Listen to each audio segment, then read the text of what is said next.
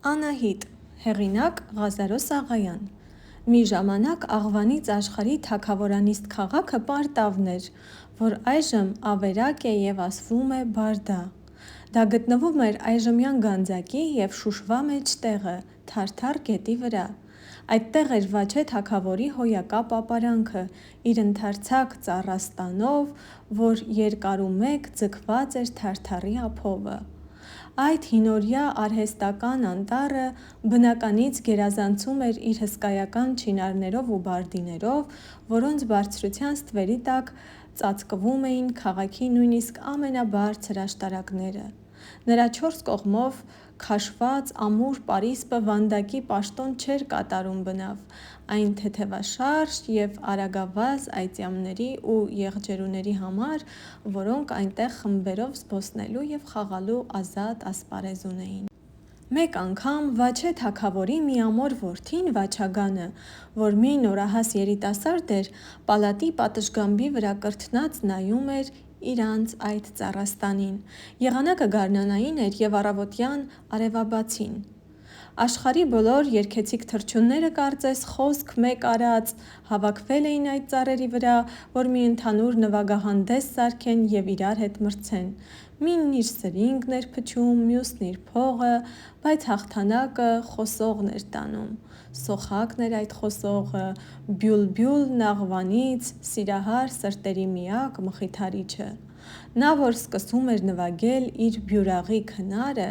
իսկույն լռում էին մյուսները և ականջները սրած նրան էին լսում և նրա դայլայլիկի բյուրավոր ելևէջներից դաս առնում։ Մինը սովորում էր նրա ծլվլոցը, մյուսը նրա կլկլոցը, մինը շվշվալը, մյուսը սուլելը, և մեկ էլ հանկարծ ամենքը միասին միախառն ձայնով սերտում էին իրանց սովորած եղանակները։ Արդյոք սրա՞նց էր ականջ դնում Վաչագանը այսպես լուռ, այսպես ակնապիշ։ Ոչ, ուրիշ հոգս, ուրիշ ցավ կար նրա սրտումը։ Սրանք միայն սաստկացնում էին նրա ցավը և խոր տխրության մեջ ձգում նրան։ Այս տխուր մտմտույքից հանեց Վաչագանին նրա մայրը՝ Աշխեն Թագուհին, որ այդ պահուն մոտեցավ նրան և մոտը նստելով հարցրեց. «Վաչիկ, ես տեսնում եմ, որ դու սրտումդ մի ցավ ունիս, բայց թաքցնում ես մեզանից։ Որդի, ասա ինձ, ինչու համար ես այդպես տխուր»։ Մայր, ճշմարիտ ես ասում, պատասխանեց որդին։ Աշխարհիս փառքն ու վայելչությունը աչքիս չեն երևում։ Ուզում եմ հեռանալ աշխարհիցս, գնալ անապատ։ Ասում են Մեսրոպ վարդապետը կրկին եկել է հացիկ, իր շինած վանքումը միաբանություն է հաստատել, աշակերտներ ժողովել։ Ուզում եմ ես էլ գնալ այնտեղ։ Մայր, դու չգիտես, թե ինչքան լավ գյուղ է այդ հացիկը։ Այնտեղի թե տղերքը, թե աղջիկերքը այնպես սրամիտ, այնպես գեղեցիկ են, որ եթե տեսնես կմնաս հիացած։ Ուրեմն նրա համար ես գնում հացիկ, որ այնտեղ տեսնես քո սրամիտ Անահիտին։ Մայր, դու որտեղից գիտես նրա անունը։ Մեր պարտիզի սուխակները բերին ինձ այդ համբավը։ Սիրելի Վաչիկ, ինչու ես մոռանում, որ դու Աղվանից թագավորի որդին ես։ Թագավորի որդին կամ թագավորի, կամ մեծ իշխանի աղջիկ կուզի, և ոչ թե մի գեղեցկուհի։ Վրաց թագավորը 3 աղջիկ ունի, կարող ես ընտրել նրանցից որին կամենաս։ Գուգարած բդեշխն ունի մի շատ գեղեցիկ աղջիկ, որ իր միակ ժառանգն է, իր հարուստ կալվածների միակ տիրուհին։ Սյունյաց իշխանն ունի դարձյալ մի շատ սիրուն աղջիկ, վերջապես մեր հազարապետի Վարսենիկն ինչ պակաս աղջիկ է, մեր աչքի առաջ մեծացած, մեր ձեռքով կրթված։ Մայր, ես արդեն ասացի, որ պիտի երթամ վանք, բայց եթե դուք ուզում եք, որ ես անպատճառ ամուսնանամ, ապա գիտացեք, որ իմ ուզածը միայն և միայն Անահիտն է։ Այս ասաց Վաչագանը և ամոթից կարմրելով վազեց դեպի պարտեզ, ինչպես մի ծանր բեռնից ազատված փախստական գերի։ Վաչագանի 20 տարին նոր էր լրացել։ Նա երկայնացել էր իրանց պարտեզի բարդիների նման, բայց շատ քնքուշ, դժգույն և վատառողջ էր։ Մանկությունից կրոնական կրթություն ստանալով մեծն Մեսրոպի աշակերտների մոտ, մտադիր էր իր վարդապետների օրինակին հետևել, քաշվել մի վանք, աշակերտներ պատրաստել և քարոզչության նվիրվիլ։ բայց նրա այդ ձգտումը հակառակ էր իր ծնողաց կամքին, ըստ որում ինքն էր նրանց միակ զավակը, ինքն էր աղվանից թագավորության միակ ժառանգը։ «Որդյակ իմ, Վաչագան», ասում էր հայրը շատ անգամ, «դու գիտես, որ իմ հույսը միայն դու ես, դու պետք է մեր տան ճրագը վառ պահես, մեր օջախի հիշատակը կենդանի, պետք է ուրեմն ամուսնանաս, ինչպես որ աշխարհքիս օրենքն է»։ Որդին միայն կարմրում էր հոր այդ առաջարկությունը լսելիս և չէր իմանում ինչ պատասխան տա։ Ըստ որում ամուսնության մասին նա չէր մտածել և չէր էլ ուզում մտածել, բայց հայրը նրան հանգիստ չէր տալիս և նույն առաջարկությունը ավելի գրավիչ խոսքերով նա անում էր շաբաթը մի քանի անգամ, հոր այդ ստիպմունքներից ազատ մնալու և նրան ուշ-ուշ տեսնելու համար, ինքն իրան որսորդության տվավ Վաչագանը, թեև զբոսասեր չէր, այլ ավելի սիրում էր շարունակ տանը նստել և կարդալ։ Այնուհետև առավոտները վեր էր կենում և շատ վաղ ընկնում սար ու ձոր և երեկոները շատ ուշ ետ դառնում։ Երբեմն 3-4 օրով ուշանում էր և ծնողացը տարակուսության մեջ ձգում։ Շատ իշխանների որդիկ ուզում էին նրան ընկերանալ և նրա հետ միասին ման գալ, բայց ինքը չէր հոժարում։ Նա հետը վերցնում էր միայն իր մտերիմ և քաջ ծառային՝ Վաղինակին, որ մի պնդակազմ և քաջառողջ տղամարդ էր, և իր հավատարիմ շունը՝ Զանգին, որ թեև դեռ լակոտ, բայց արդեն մի ահագին գամբր էր։ Նրանց հանդիպող մարդիկը չէին իմանում, որ մինը թագավորի որդին է, մյուսը ծառան, ըստ որում երկուսն էլ միևնույն հասարակ որսորդի հագուստն ունեին հագած, երկուսն էլ միևնույն նետ աղեղը ուսերին և լայնաշեղբ դաշույնը կախած գոտիկներից, միայն պաշարի պարկը Վաղինակն էր կրում։ Շատ անգամ իջնում էին զանազան գյուղերում և Վաչագանը, իբրև մի օտար մարդ, ծանոթանում էր գյուղացոց կյանքին, տեսնում էր նրանց ամենօրյա հոգսերն ու կարիքները, նկատում էր, թե ովքեր են բարություն անում և ովքեր՝ անիրավություն։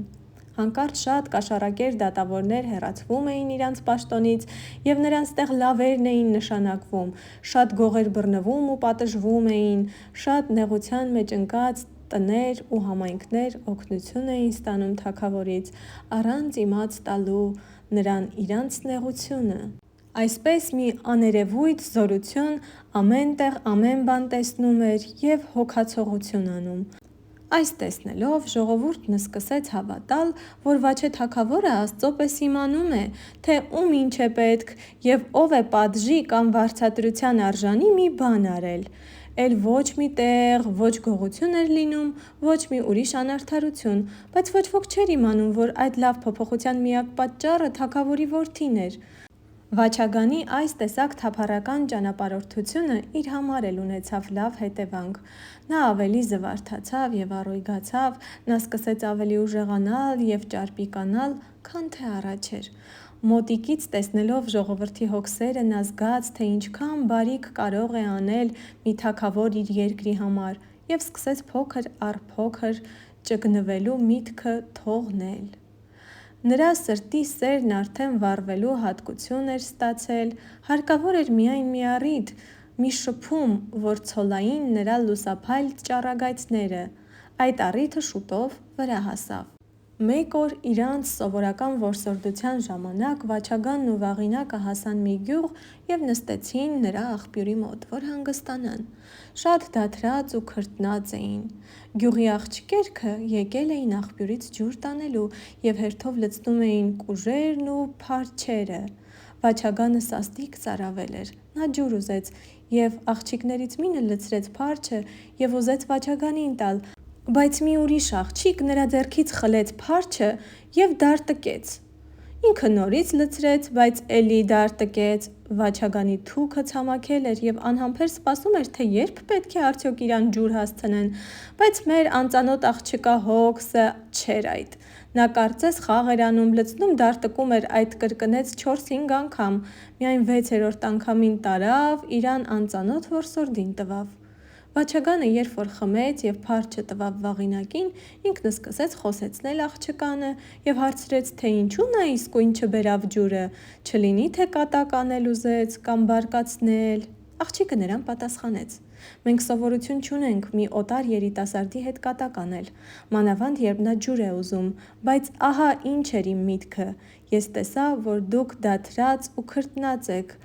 իսկ այդ վիճակի մեջ սառը ջուրը վնաս է մարդուն, դրա համար ես գիտությամբ ուշացրի, մինչև դուք մի փոքր հանգստանաք և հովանաք։ Աղջկա խելոք պատասխանը զարմացրեց Վաչագանին, բայց գեղեցկությունն ավելի ևս հիացրեց նրան, նրա աչքերը խոշոր, թուխ ու վառվռուն էին, ունքերը կարծես վրձինով քաշած, գլուխը բաց էր և ծամերը փռված թիկունքի վրա, ճակատը լայն, քիթ ու պռոշը նկարածի պես։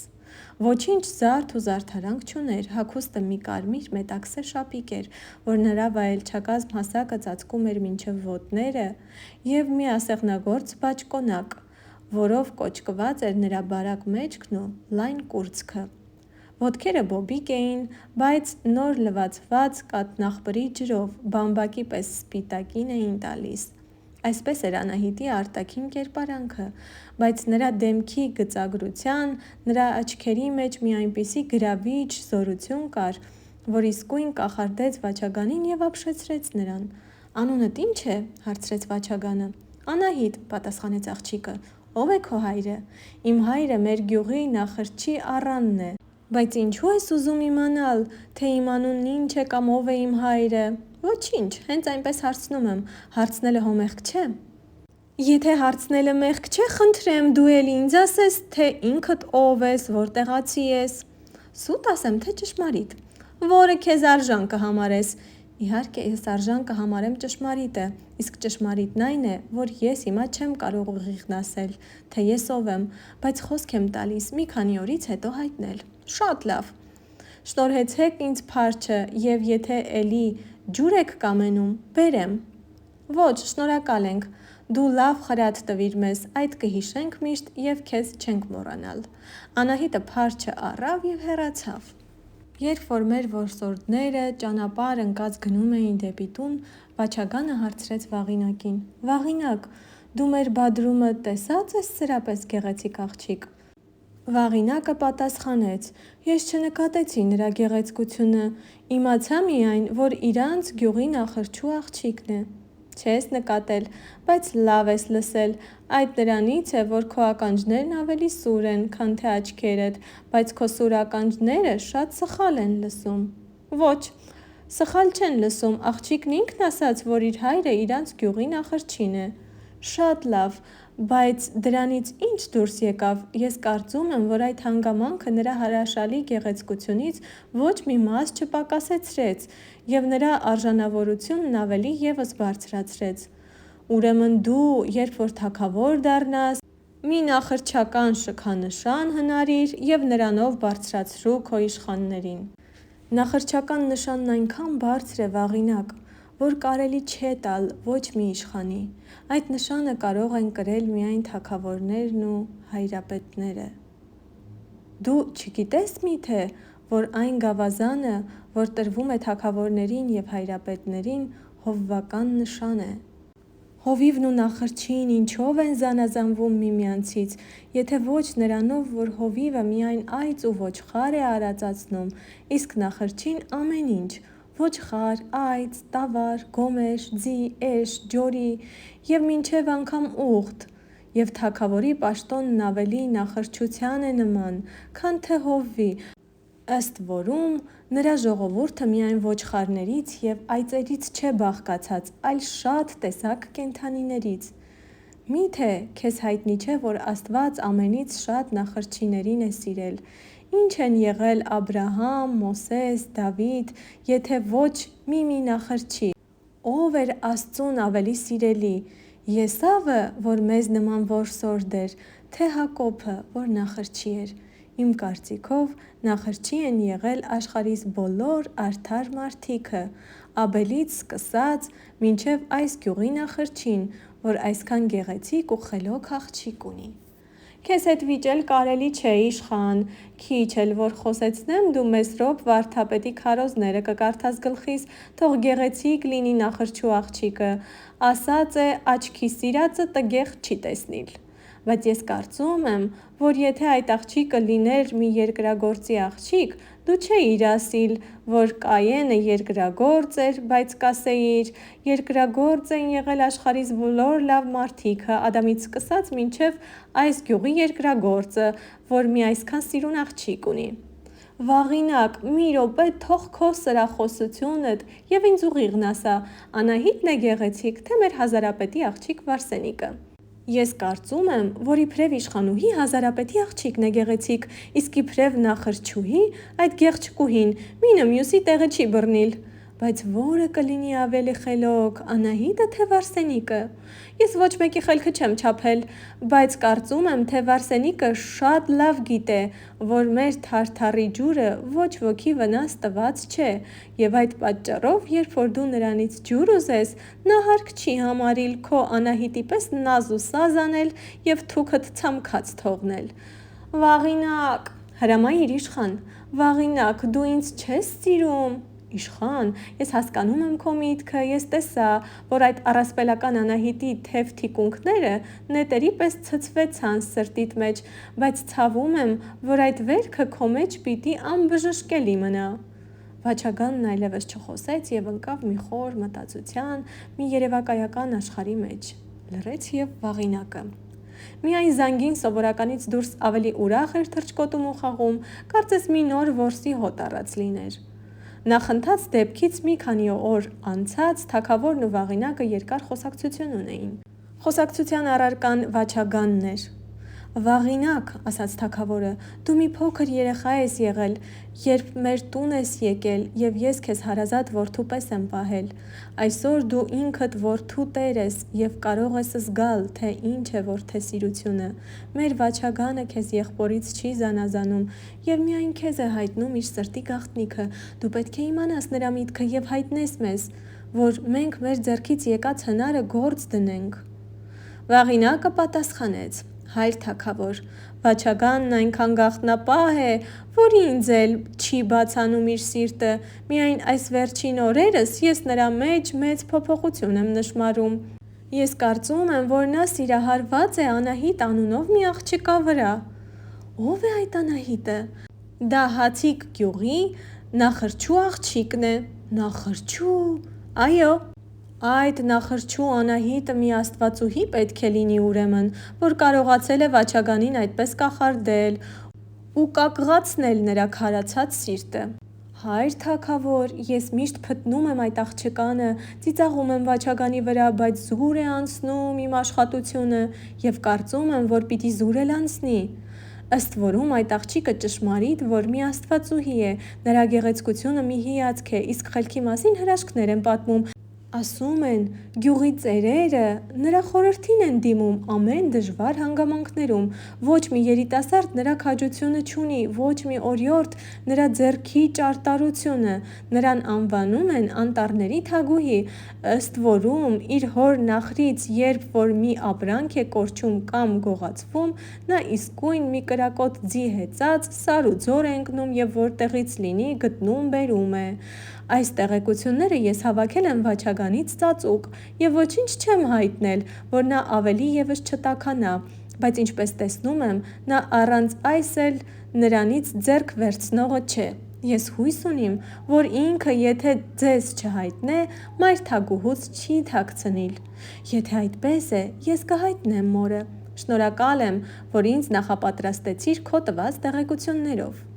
Վաղինակը ճշմարիտ որ լավ նախապատրաստեց թագավորին։ Նա Անահիտի գովասանքը իր կարծիքով չափազանցության հասցրեց ավելի այն մտքով, թե բան է, եթե որդու կողմից զիջում չլինի,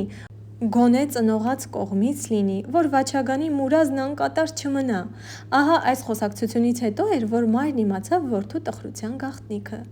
Թագուհին երբ որ իմացավ Վաչագանի վճռական միտքը, թե նա միայն Անահիտին կուզի և ուրիշ ոչ ոքի, հայտնեց թագավորին, որ իրանց որդին Հացիկ գյուղի նախրչու աղջկան է հավանել և պատմեց բոլորը, ինչ որ ինքը լսել էր։ Այս լուրը շուտով տարածվեց ամբողջ պալատի մեջ, բոլոր ծառաներն ու նաժիշտներն իմացան, մյուս օրը ամբողջ քաղաքը դղրդում էր այդ նոր համբավով։ Գյուղացիք ուրախացան, որ թագուհին իրանցից կլինի Եվ նրա օրով իրանք շատ բախտավոր կլինին։ Մեծ իշխանները տխրեցան, թե ինչու թագավորի որդին Ռամիկ նախրջյուն իրանցից բարձր համարեց։ Վաճառականները ծիծաղում էին, թե երևի թագավորի որդին խելքը կորցրել է, որ փոխանակ հարուստ օժիտով աղջիկ ուզելու մի աղքատ աղջիկ է ուզում։ Պակաս չէին և սրախոս մարդիկ, որոնք այդ առիթով զանազան առասպելներ էին հնարում և պատմում սրան նրան։ Ահա թե ինչ էին ասում այդ սրախոսները. «Բաբիկ, ասում են մեր թագավորի որդին նախրջու աղջիկ է ուզում, լսել ես»։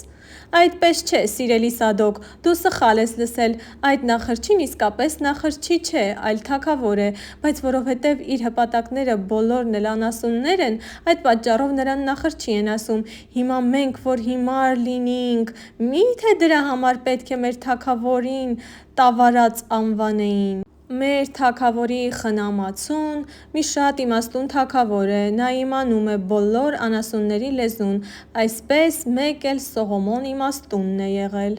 Ինչ ես ասում, մի՞թե անասուններն էլ ունին թագավոր։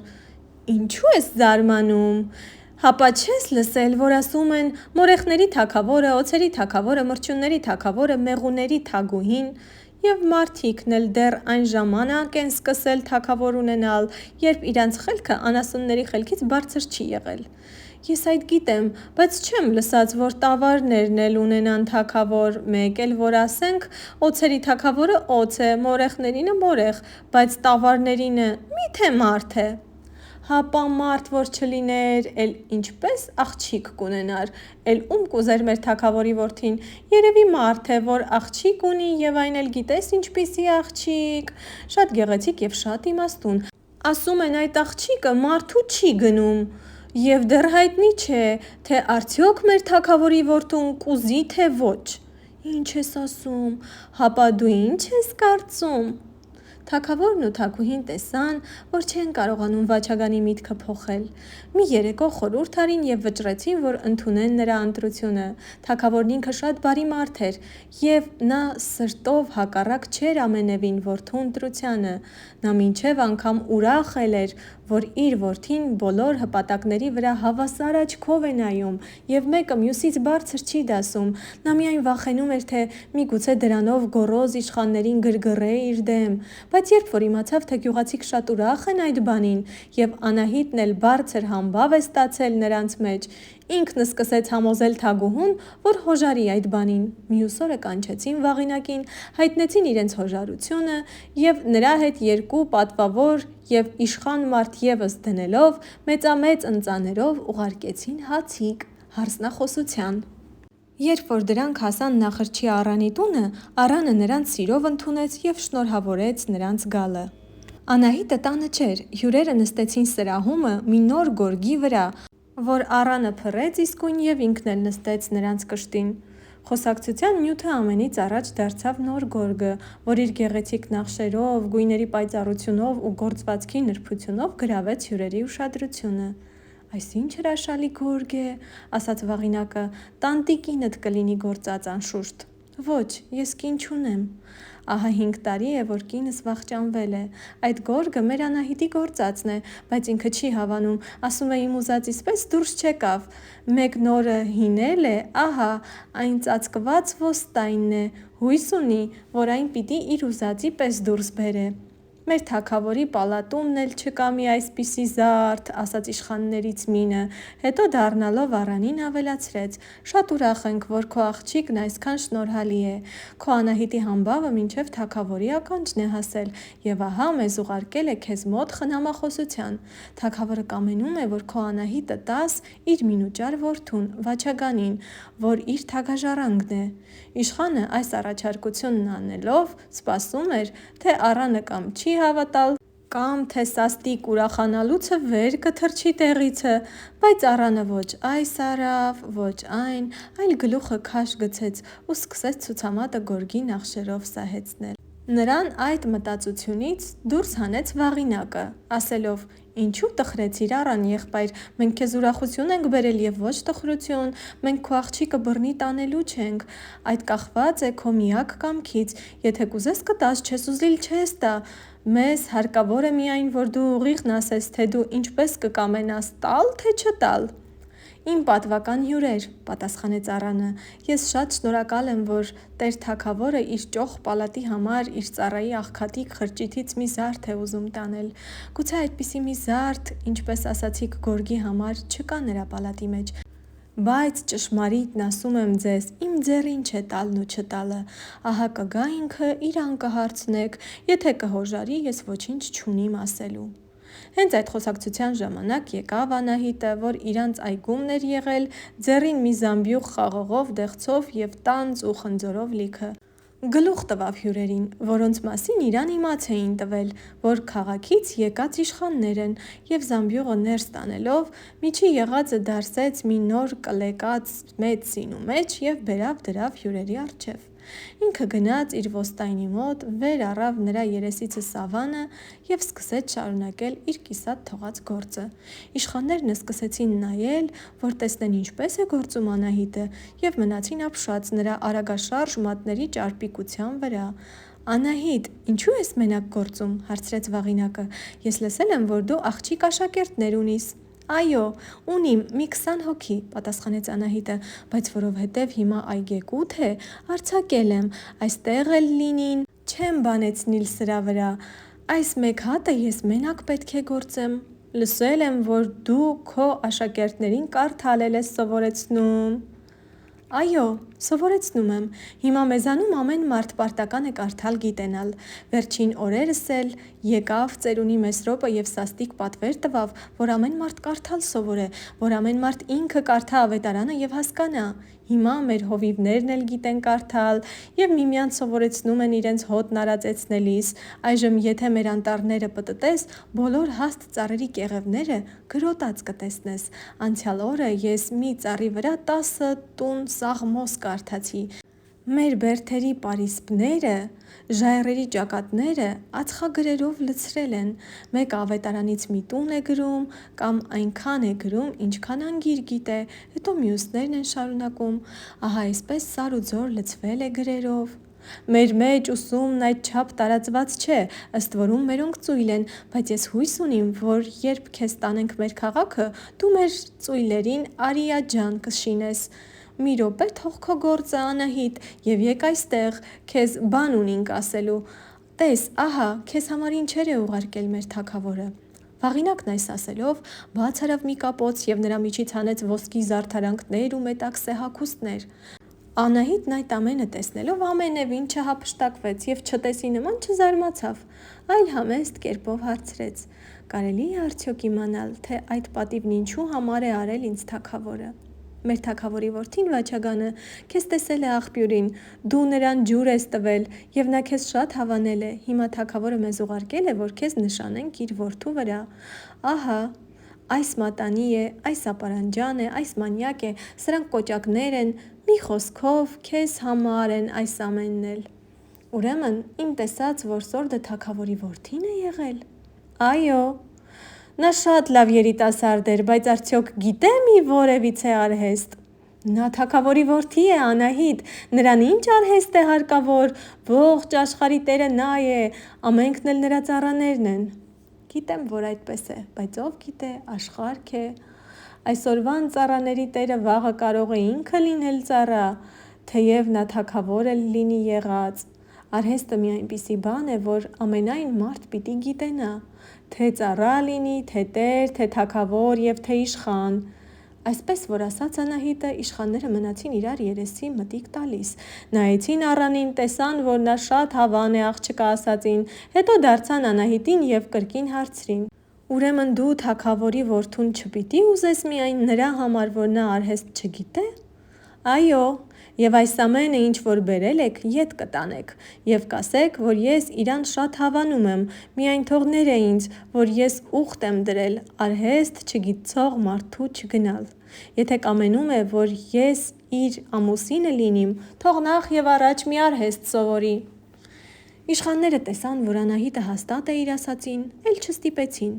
Նույն գիշերը մնացին առանի տանը, Անահիտը նրանց լավ հյուրասիրություն ցույց տվավ և մի թագավորի հեքիաթ պատմեց, թե ինչպես նա շատ արհեստներ է սովորել, հետո իր ժողովրդին է սովորեցրել և դրանով իր երկիրը շատ հարստացրել։ Իշխանները, տեսնելով, որ ճշմարիտ է Անահիտի ասածը, ամաչում էին, որ իրանք ոչ մի արհեստ չգիտեն, միայն Վաղինակն սկսեց պարծանքով ասել, որ ինքը շատ լավ ոսկերչություն գիտե, թե ինքն այդ սովորել է թագավորի պալատական վարպետից։ Մյուս օրը վեր կացան, գնացին, ինչ որ տեսել, լսել էին, մի առ մի պատմեցին թագավորին։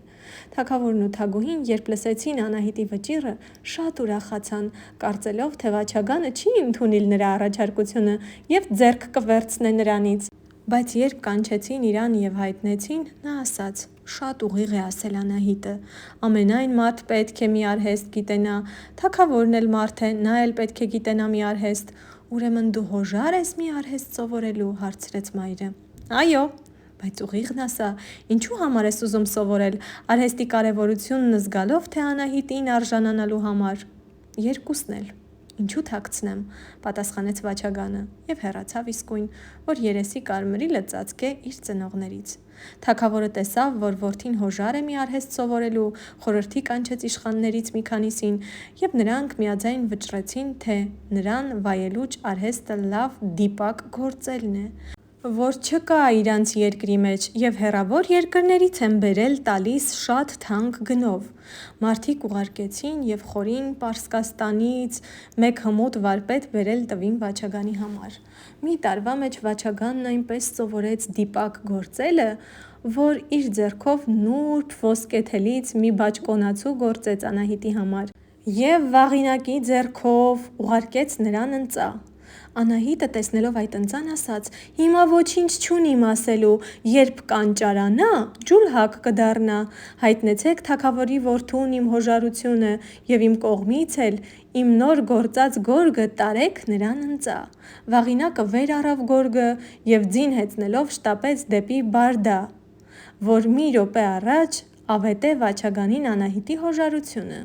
Սկսեցին հարսանիքի պատրաստություն տեսնել և 7 օր, 7 գիշեր հարսանիք արին։ Այդ հարսանիքը միջետեսնված, տոնակատարության պես եղավ բոլոր երկրի համար, գյուղացու ուրախությանն էլ չափ չկար, նրանք ուրախանալու առիթներ շատ ունեին, նախ, որ շատ սիրում էին թագավորին և նրա որդուն, երկրորդ, որ Անահիտը նրանց մեջ մեծ համբավ էր ստացել և նրա գթության վրա մեծ հույս ունեին, երրորդ, որ թագավորը հարսանիքի օրը հրաման էր հանել, որ 3 տարի ժամանակով գյուղացոց բոլոր հարկերը ընծայված լինին, և դրա համար էլ գյուղացիք երկար ժամանակ երգում էին։ Անահիտի հարսանիքին ոսկի արև փայլեցավ, Անահիտի հարսանիքին ոսկի անձրև թափվեցավ, մեր արտերը ոսկի դառան, մեր հորերը լցվեցան, մեր հարկերը անհետացան, մեր ցավերը վերացան, շատ ապրի ոսկե ծղին, մեր մայր թագուհին։ Անահիտի փառավոր հարսանիքին ներկա չէր Վաղինակը։ Մեկ օր թագավորը նրան մի հանձնարարությունով ուղարկեց Պերոշ քաղաքը, որ շատ հեռու չէր Բարդայից, և այն գնալն էր, որ գնաց, էլ ետ չեկավ։ Շատ հարց ու խնդիր եղան, ման եկան, որոնեցին, բայց Վաղինակը կորավ ու կորավ։ Վաղինակին որոնելու գնացող մարդիկ լուր բերին թագավորին, թե անհայտ եղած մարդիկ շատ կան, և ոչ ոքի հայտնի չէ, թե ինչպես են անհետանում այդ մարդիկը և ուր են կորչում։ Թագավորը կարծեց, թե երևի ավազակ գերեվաճառներ կան, նրանք են գալիս գողանում և տանում Կովկասյան լեռներում բնակվող բարբարոս ազգերի մեջ վաճառում։ Ճարպիկ լրտեսներ ուղարկեց այն երկրները, նրանք գնացին գյուղեգյուղ, քաղաքեքաղաք, ման եկան, բայց ոչ մի հետք չգտնելով ետ դարձան հուսահատ։ Վաղինակի այդպես անհետ կորչիլը մեծ ցավ պատճառեց թագավորին։ Նա ցավում էր ոչ միայն նրա համար, որ նրան որդու պես էր սիրում, այլև նրա համար, որ իր երկրի մեջ մի այդպիսի անսովոր բան էր պատահում, և ինքը չէր կարողանում հետքը գտնել։ Այդ դեպքից հետո շատ չանցած թագավորն ու թագուհին վախճանվեցան, խորին ծերության հասած։ Բոլոր երկիրը սուգ պահեց նրանց համար մինչև 40 օր, 40 օրից հետո հավաքվեցին բոլոր քաղաքացիք և Վաչագանին իր հոր տեղը նստեցրին։ Վաչագանը իր նախնյաց գահը բարձրանալով ուզեց իր երկիրը այնպես բարեկարգել, որ ոչ մի հոգի, ոչ մի բանից դժգոհ չլինի, ամենքն էլ ուրախ լինին, ամենքն էլ բախտավոր։ Իր ամենամոտիկ խորհրդակիցը Անահիտն էր։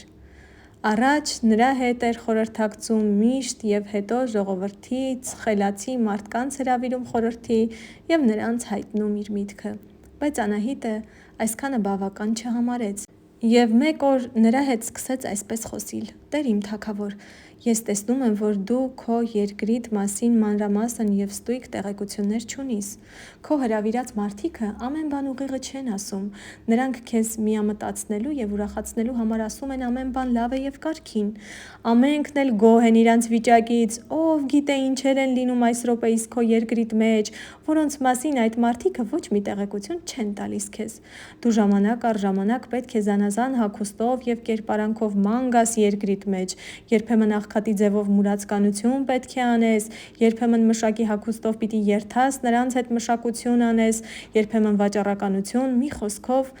ամեն վիճակի մեջ էլ պետք է մտնես, որ ամեն վիճակի էլ մոտիկ ծանոթանաս։ Աստված ամենի համար էլ քեզնից հաշիվ է պահանջելու։ Դու նրա փոխանորդն ես քո երկրիդ վրա, պետք է ամենայն ինչ տեսնես և ըստ այդմ քո անելիքը տանես»։ «Դու շատ ճշմարիտ ես ասում, Անահիտ», ասաց թագավորը, «հանգուցյալ հայրս այդ սովորությունն ուներ, ինչ որ դու ասում ես, միայն ծերության ժամանակ էլ չէր կարողանում կատարել իր ուզածը։ Ես իմ որսորդության ժամանակ համարյա միևնույնն էի անում, բայց հիմա ինչպե՞ս անեմ, ես որ երթամ, ով կկառավարի իմ տեղս։ Ես ինքս կկառավարեմ և այնպես կանեմ, որ ոչ ոք չի իմանալ, որ դու բացակա ես։ Շատ լավ։ Ես հենց վաղը կարող եմ ճանապարհ ընկնել, 20 օր ժամանակ եմ դնում, երբ որ 20 օրն անցնի և ես չգամ, իմացիր, որ ես կենդանի չեմ կամ մի փորձանքի մեջ եմ ընկել»։ Վաչագան թագավորը հասարակ շինականի հագուստով ծպտված ճանապարհ ընկավ դեպի երկրի հեռավոր կողմերը։ Շատ բան տեսավ, շատ բան լսեց, բայց ամենից անցավ այն, ինչ որ նա տեսավ իր վերադարձին Պերոշ քաղաքումը։ Պերոշ քաղաքը, որ այժմ անհետացած է, գտնվում էր Կուր գետի ափումը։ Բնակիչները կռապաշտ պարսիկներ էին, կային և հայ քրիստոնյաներ, բայց շատ սակավ էին և չունեին ոչ քահանա, ոչ աղոթատուն։ Քաղաքի կենտրոնումը կար մի շատ ընդարձակ հրապարակ, որ քաղաքի շուկան էր։ Նրա 4 կողմն էին գտնվում բոլոր արհեստավորների և վաճառականների խանութները։ Մի օր այդ հրապարակումը նստած էր Վաչագանը, մեկ էլ տեսավ, ահա մի խումբ մարդիկ են գալիս և բերում են իրանց հետ մի փառավոր ու սպիտակ մորուքով ծերունի, աջ ու ձախ բազուկները բարձրացրած։ Ծերունին շատ ծանր էր գալիս, նրա առջև սրբում էին ճանապարհը և աղյուսներ դնում ոտների տակին։ Վաչագանը մոտեցավ մի մարդու և հարցրեց, թե ով է այդ ծերունին։ Մարդը պատասխանեց. «Սա մեր մեծ քրմապետն է, միթե չես ճանաչում, տես որքան սուրբ է, որ ոտը գետնին չի դնում, որ չլինի, թե մի որևիցե միջատ ընկնի ոտքի տակը և սպանվի»։ Հրապարակի ծայրումը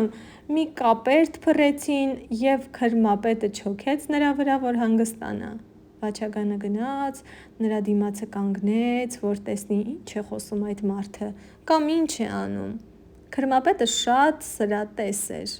Նա էլ Վաչագանի վրա նայեց և նկատելով նրա օտարական լինելը և առաջին անգամ իրան տեսնիլը, ձեռով արավ, որ գնա մոտը։ Վաչագանը մոտեցավ։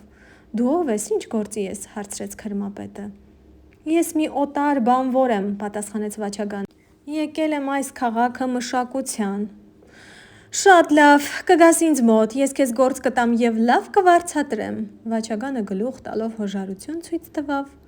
և գնաց կանգնեց նրա հետ եղած մարդկանց մոտ։ Քրմապետն իր մոտ եղած քուրմերին մի քանի խոսք ֆսֆսաց և նրանք ցրվեցան այս ու այն կողմ և մի քանի րոպեից վերադարձան այլևայլ պաշարներով, մշակների շալակը տված։ Երբ որ բոլոր քուրմերը եկան, քրմապետը վեր կացավ և միևնույն հանդիսով ճանապարհ ընկավ դեպի իր բնակարանը։ Վաչագանն էլ լուռ ու մունջ հետևեց նրան, ավելի հետաքրքրությունից շարժված, որ տեսնի ինչով են զբաղված այդ քուրմերը, կամ ինչ մարդ է քրմապետը, ինչ բարեգործություններ ունի, որ այդպես սուրբի պես պաշտվում է։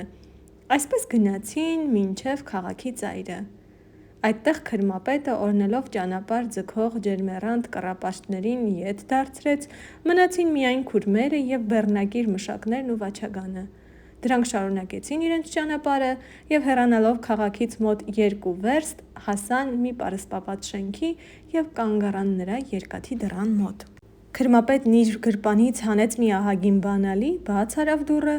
և ամենին ներս անելով կրկին կողպեց: Այստեղ Վաչագանը մի անսովոր սարսուռ զգաց, տեսնելով, որ այստեղից իր կամքով դուրս գալու հնար չի ունենալու: Վաչագանի հետ եղած մշակներն էլ առաջին անգամն էին մտնում այս շենքի մեջ: Նրանք ամենքն էլ իրար երեսի նայելով սկսեցին փսփսալ, թե ուր բերին մեզ այս մարդիկը: Վերջապես պարսպի կամարակապ ճանապարհն անցնելուց հետո դրանց առջև բացվեց ընդարձակ հրապարակ, որի մեջտեղը կար մի գմբեթահարկ մեհյան, մանր խուցերով շրջապատված: Մշակների բեռները ցած դնել տվին այդ խուցերի մոտ և նրանց Վաչագանի հետ միասին քրմապետը տարավ մեհյանի մյուս կողմը: Այնտեղ բաց արավ մի երկաթե նոր դուռ և ասաց. «Գնացեք ներս, այդտեղ ձեզ գործ կտան»: Նրանք մոլորվածի պես լուռ ու մունջ ներս մտան և քրմապետն այդ դուռն էլ փակեց նրանց քամակից: Այստեղ մեր օտարականները նոր ուշքի եկան, նոր աչք բացարին և տեսան, որ մի ստորերկրյա ճանապարհի վրա են կանգնած: «Տղերք, ի՞նչ տեղ ենք մենք, չգիտե՞ք»: հարցրեց Վաչագանը: «Ես գիտեմ, որ մենք թակարդի մեջ ենք ընկել, էլ այստեղից ազատվելու չենք», ասաց մեկը: «Բայց չէ՞ որ այս մարդը սուրբ մարդ է, մի՞թե այդպես բան կանի», ասաց մի ուրիշը: «Ինչու չի անիլ, երևի այս սուրբ մարդը գիտե, որ մենք մեղավոր ենք, սրա համար մեզ բերավ ձգեց իր քարավանը, որ մեղքներս ապաշխարենք»: «Տղերք, կատակի ժամանակ չէ», ասաց Վաչագանը: «Ես կարծում եմ, որ այդ դաժան ծերունին սուրբի անուն առած մի զարհուրելի դև է և մենք կանգնած ենք այժմ նրա դժոխքի ճանապարհի վրա, տեսեք ինչպես խավար է, ինչպես մութ, և դեռ ով գիտե ինչ տանջանքներ կան մեզ համար պատրաստված, բայց ինչու ենք քարացել կանգնել այստեղ: Էլ հավիտյան բացվելու չէ այս դուռը, եկեք առաջ գնանք տեսնենք ուր է տանում մեզ այս անդառնալի ճանապարհը»: Այդ ճանապարհով բավականին առաջ գնացին և հանկարծ նրանց աչքին մի ճրագի աղոտ լույս երևաց: Գնացին դեպի ճրագը և նրանց առջև բացվեց մի քարահատակ, որի 4 կողմից լսվում էին խառնաշփոթ աղաղակներ: Վեր նայեցին և տեսան, որ մի արհեստական քարայրի մեջ են գտնվում: Դա շինված էր ցորենի հորի պես: Վերևից սկսել էին փորել ժայռը և որքան ցած էին իջել, այնքան լայնացրել էին և այս կերպով միապաղաղ քարի մեջ շինել էին մի ստորգետնյա գմբեթաձև ընդարձակ սրահ: Մեր կալանավորները մի կողմից ապշած զննում էին անելանելի բանտը, մյուս կողմից խլշած ականջ էին դնում, որ տեսնեն որտեղից էին գալիս խառնաշփոթ ձայները: Հենց այս միջոցին նրանց դիմացը երևաց մի ստվեր, որ հետզհետե մոտենալով ու թանձրանալով մարդու նմանություն առավ: Վաչագանն առաջ գնաց դեպի այդ ստվերը և բարձրաձայն կանչեց. «Ո՞վ ես դու, սատանա ես, թե մարդ: Մոտեցիր մեզ և ասա, որտեղ ենք գտնվում մենք»: Ուրվականը մոտեցավ և դողդողալով կանգնեց նորեկների առաջ: Դա մի մարդ էր մեռելի կերպարանքով, աչքերը խորընկած, այտերը ցցված, մազերը թափված, մի մերկ կմախք, որի բոլոր ոսկորները համրվում էին: Այդ կենդանի մեռյալը սրացած ծնոտիքը հազիվ շարժելով, հեկեկալով ու կակազելով ասաց. «Եկեք իմ հետևիցս, ես ձեզ ցույց կտամ, թե ինչ տեղ եք ընկել դուք»: Գնացին մի նեղ անցքով և մտան մի ուրիշ բույն: Այնտեղ տեսան սառը գետնի վրա վայր թափված մերկ մարդիկ, որոնք աղեկտուր տնքոցով փչում էին իրենց վերջին շունչը: Այդտեղից անցան մի ուրիշ որջը և այնտեղ տեսան կարգով շարված ահագին կաթսաներ, որոնց մեջ կերակուր էին եփում մի քանի մեռելագույն մարդիկ: Վաչագանը մոտեցավ այդ կաթսաներին, որ տեսնե ինչ է նրանցում եփվածը և երբ տեսավ, քստմնելով ետ քաշվեց և ընկերներին չասեց, թե ինչ էր տեսածը: Այդտեղից մտան մի ավելի երկար սրահ և այդտեղ տեսան զանազան արհեստավորներ խառնիխուռն աշխատելիս: Մի քանիսը մի բան էին ասեղնագործում, մյուսները նրանց կողքին մի բան էին հյուսում, մի քանիսը կար էին անում, մյուսները ոսկերչություն: Այսպես հարյուրաչափ մարդիկ այստեղ աշխատում էին աղոտ լույսի տակ, ամենքն էլ մեռելի գույն առած։ Այս ամենը ցույց տալուց հետո առաջնորդող մարդը կրկին տարավ նրանց առաջվա սրահը և այնտեղ ասաց. «Այն դիվական ծերունին, որ ձեզ խաբել բերել է, մեզ ամենքիս էլ նա է բերել այստեղ,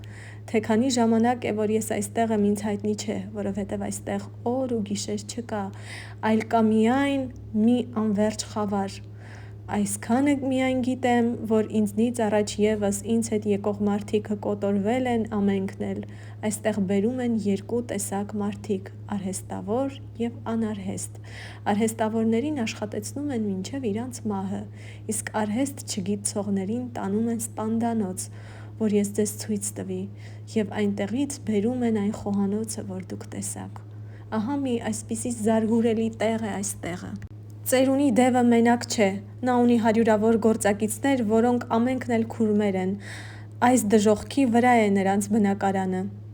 «Դու այս ասա, հիմա մեզ ի՞նչ են անելու», հարցրեց Վաչագանը։ «Միևնույնը կանեն ինչ-որ մյուսներին։ Ով որ ձեզնից արհեստ գիտե, կապրե մինչև մեռնիլը, իսկ ով որ չգիտե, նրան կտանեն սպանդանոց։ Ես հիմա մեռելատանն եմ, ըստ որում հայտնեցի, որ էլ աշխատելու ուժ չունիմ, բայց Աստված հոգիս չի առնում, երևի ուզում է ինձ լույս աշխարհի արժանացնել, և գիտեք, ես հավատում եմ, որովհետև երազումս ինձ երևաց մի կինամարդ, գլխին թագաձև սաղավարտ, ձեռին երկսայրի սուր, մի հրեղեն ձիու վրա նստած, և ասաց ինձ. «Մի հուսահատվիր, Վաղինակ, ես կգամ շուտով և ձեզ ամենքիդ կազատեմ»։ Ես վաղուց մեռած կլինեի, եթե այդ հրաշագեղ թագուհին ինձ հույս տված չլիներ։ Նրա տված հույսը իմ հոգուս սնունդ է տալիս, և ինչքան թույլ եմ մարմնով, այնքան ուժեղ եմ հոգով։ Ախ իմ Վաչագան, որտե՞ղ ես, ինչու ես մոռացել քո Վաղինակին։ Վաչագանը, որ մինչև այս ժամանակ մի թմրած վիճակի մեջ էր, և պատմողի խոսքերը միայն դնգդնգացնում էին նրա ականջի թմբուկը առանց տպավորվելու մտքի վրա, վերջին խոսքերից սթափվեց նա իբրև մի խոր քնից և սկսեց հիշել երազի նման թագուհի, Վաղինակ, Վաչագան բառերը։ «Ուրեմն սա մեր Վաղինակն է», մտածեց նա։ Այս մտածելով և ուշքի գալով ուզում էր վրան ընկնիլ և գգվել, ուզում էր հայտնել, թե ինքն է Վաչագանը, բայց մեկ էլ չհավատալով իր ականջին, կրկին հարցրեց, թե ով է նա և ինչպես է ընկել այստեղ։ Վաղինակն իր պատմությունն սկսեց շատ հեռվից և Վաչագանին անծանոթ առարկայից, իսկ այդ միջոցին Վաչագանն սկսեց մտածել, որ լավ չի լինիլ, եթե ինքը հանկարծ հայտնե իր ով լինելը, ըստ որում մի այդպիսի հայտնություն, թե ուրախություն, թե կսկիծ լինելով, կարող էր կտրել նրա կյանքի բարակացած թելը։ Այդ պատճառով ընդհատեց նրա պատմությունը ասելով. «Քո անունդ, ինչպես լսեցի, Վաղինակ է»։ «Այո, Վաղինակ է։ Ես մի ժամանակ… Եղբայր Վաղինակ, շատ խոսիլը քեզ շատ վնաս է, սպասիր, մինչև քո երազը կկատարվի։ Ես հավատում եմ քո երազին և շնորհակալ եմ, որ հայտնեցիր մեզ։ Այսուհետև մենք էլ կապրինք այդ հույսովը։ Լավ կանես, որ քո մյուս արհեստակիցներին էլ հայտնես քո երազը։ Ես ինքս երազ մեկնող եմ, հավատացնում եմ ձեզ, որ երազդ պիտի կատարվի տեսածիդ պես։ Բայց ահա ոտքի ձայն է գալիս, դու գնա քո տեղը»։ Վաչագանի հետ եկածները թվով 6 հոգի էին։ Հարցրեց նրան, թե արդյոք մի որևիցե արհեստ գիտեն։ Մինն ասաց, որ գիտե կտավ գործել, երկրորդը դերձակություն գիտեր, երրորդը մետաքսագործ էր, մյուս 3-ը ոչ մի արհեստ չգիտեին։ «Վնաս չունի, որ դուք արհեստ չգիտեք», ասաց Վաչագանը, «ես կասեմ, որ դուք ամենքդ ինձ արհեստակից եք, իսկ ես շատ լավ արհեստ գիտեմ»։ Ոտնաձայնը արձագանք տալով հետզհետե մոտեցավ և նրանց առջև կանգնեց մի դաժանատեսիլ քուրմ, հետն առած մի խումբ զինված մարդիկ։ «Դու՞ք եք նոր եկածները», հարցրեց քուրմը։ «Այո, ծառաներդ ենք», պատասխանեց Վաչագանը։ «Ձեզնից ով է արհեստ իմանում»։ «Մենք ամենքս էլ գիտենք», ասաց Վաչագանը, «գիտենք շատ թանկագին դիպակ գործել։ Մեր գործվածքի մի կշիռը 100 կշիռ ոսկի արժե։ Մենք մեծ գործարան ունեինք, բայց պատահմամբ կրակ ընկավայրվեց և մենք ընկանք պարտքի տակ ու խեղճացանք։ Եկանք քաղաք, որ մի գործ գտնենք մեզ համար, հանդիպեցինք մեծ քրմապետին և նա մեզ բերավ այստեղ»։ «Շատ լավ, բայց մի՞թե ճշմարիտ այդչափ թանկ արժե ձեր գործվածքը»։ Մեր ասածի մեջ սուտ չկա, չէ՞ որ պիտի ստուգեք։ Իհարկե, ես շուտով կիմանամ, թե որքան ճշմարիտ է ձեր ասածը։ Հիմա ասացեք, ինչ նյութեղեն և գործիքներ են հարկավոր, որ ես բերեմ։ Վաչագանը հայտնեց մի առ մի, թե ինչ է հարկավոր։ Մի քանի ժամից հետո ամեն ինչ պատրաստ էր։ Քուրմը պատվիրեց, որ երթան արհեստատունը, այնտեղ աշխատեն և նրանց հետ կերակրվին։ Այնտեղ մեր գործը չի հաջողիլ, ասաց Վաչագանը։ Մեզ հարկավոր է ջոկ և ընդարձակ տեղ, և այս տեղը ամենից հարմար է։ Մեր գործի նրբությունը պահանջում է առատ լույս, աղոտ լույսի տակ ոչինչ չենք կարող անել, իսկ ինչ վերաբերում է մեր կերակուրին, պետք է գիտենաք, որ մենք մսակեր չենք, սովոր չենք այդ կերակուրին, հենց որ միս ուտենք, իսկույն կմեռնենք, և դուք կզրկվիք այն մեծ օգուտից, որ մեզանից կարող եք ստանալ։ Ճշմարիտն եմ ասում, որ մեր գործի մի քաշը 100 քաշ ոսկի արժե։ Շատ լավ, ասաց Քուրմը, ես ձեզ համար կուղարկեմ հաց և բուսեղեն կերակուր, դուք կունենաք և առատ լույս, բայց եթե ձեր գործը այնպես չլինի, ինչպես խոստանում եք, ես ձեզ ամենքիդ սպանդանոց կուղարկեմ և սպանելուց առաջ ենթարկել կտամ չարաչար տանջանքների։ Մեր ասածի մեջ ոչինչ սուտ չկա, եթե ուզում եք մեր խոստացած շահն ստանալ, պետք է միայն կատարեք մեր ուզածը։ Քուրմը կատարեց իր խոստումը։ Նրանց համար ուղարկում էր սպիտակ հաց, կանաչեղեն, կաթ, մածուն պանիր և զանազան չոր ու թաց մրգեր։ Վաղինակն էլ մասնակցեց այդ սնունդին, մյուսներին էլ նշխարքի պես բաժանում էին ծածկաբար սպիտակ հացից, որ հաղորդության տեղ էր բռնում և կենաց հացի պես կենդանություն տալիս նրանց։ Վաղինակը նոր սնունդի ազդեցությունով հետզհետե կազդուրվեց և կենդանի մարդու կերպարանք առավ։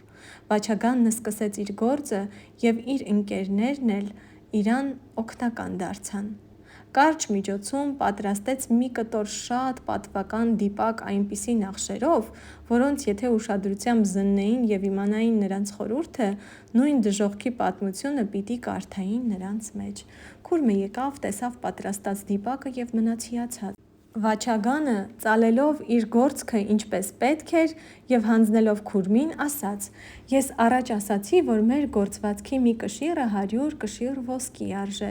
բայց հիմա հարկավոր եմ համարում ասել, որ սա իմ ասածի կրկնապատիկը արժե, ընդ որում սրա վրա կան այնպիսի թալիսմաններ, որ հագնողին միշտ զվարթ և ուրախ կպահեն, այս կա միայն, որ հասարակ մարդիկը սրա գինը չեն իմանալ, սրա գինը կիմանա միայն Անահիտ Թագուհին, և բացի նրանից ոչ ոք չի համարձակիլ հագնի մի այսպիսի թանկագին գործվածք»։ Արծաթամոլ Քուրմը աչքերը 4 բաց արավ, երբ որ իմացավ դիպակի իսկական արժեքը։ Այս մասին նա խորամանկ քրմապետին ոչինչ չհայտնեց և մինչև անգամ ցույց չտվավ նրան, ուզեց, որ Թագուհու տեսությունը միայն ինքն արժանանա,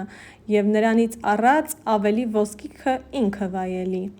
Անահիտը Վաչագանի բացակայության ժամանակ լավ էր կառավարում երկիրը, և ամենքն էլ գոհ էին առանց իմանալու, թե նա է կառավարողը, բայց ինքը սաստիկ մտատանջության մեջ էր ընկել։ Ըստ որում 20 օրից արդեն 10 օր էլ անցել էր, բայց թագավորը չէր վերադարձել։ Նա գիշերը հանգիստ չուներ, սարսափելի երազներ էր տեսնում և հանկարծ վեր թռչում։ Ամեն բան փոխվել էր նրա աչքումը, և ամեն ինչ մի անսովոր հատկություն ստացել։ Զանգին անդադար ոռնում էր և վնգստում էր, և Թագուհու ոտներն ընկնելով աղիողորմ կերպով կլանչում և նրան ավելի ևս մտատանջության մեջ էր գցում։ Վաչագանի ձին անընդհատ խրխնջում էր մայրը կորցրած քուռակի պես, և իրախորժակը կորցնելով օրեցօր նիհարում էր։ Մարի հավերը կանչում էին աքաղաղի պես, իսկ աքաղաղները փոխանակ լուսաբացին կանչելու երեկոյան էին ծկլթում փասյանի ձայնով։ Պարտիզի սոխակներն ընդհատել էին իրանց ծլվլոցը, և նրանց տեղ լսվում էր գիշերները բույերի վայունը։ Այլևս չէին քչքչում թարթառի կոհակները ուրախ-ուրախ թռչկոտելով, այլ վաշվիժ անելով անցնում էին պարսպիտակով տխուր ու տրտում։ Արիասիրտ Անահիտը մի անսովոր երկյուղի մեջ էր ընկել և իր իսկ ստվերը նրա առջև վիշապի պես էր ձգվում: Մի հասարակ թխկոցից, մի սովորական գոչյունից նա վեր էր թռչում և սարսռում, երբեմն ուզում էր կանչել իշխաններին և հայտնել նրանց թագավորի բացակայությունը և անհետանալը, բայց վախենում էր, թե միգուցե դրա հետևանքը վատ լինի, մի ապստամբություն ծագի երկրի մեջ և խռովություն ընկնի: Մեկ առավոտ էլ, սաստիկ սրտնեղած, ման էր գալիս պարտիզումը, երբ իր ծառաներից մինը եկավ և հայտնեց նրան, թե մի օտար վաճառական է եկել և ասում է, որ մի երևելի բան ունի վաճառելու թագուհուն: Անահիտի սիրտն սկսեց անսովոր կերպով տրոփել, հրամայեց, որ շուտով ներս բերեն այդ մարդուն: Ներս եկավ մի դաժան կերպարանքով մարդ, խոր գլուխ տվավ թագուհուն և արծաթե սինու վրա դրած մի ոսկե դիպակ դրավ թագուհու առջև: Անահիտը վեր առավ,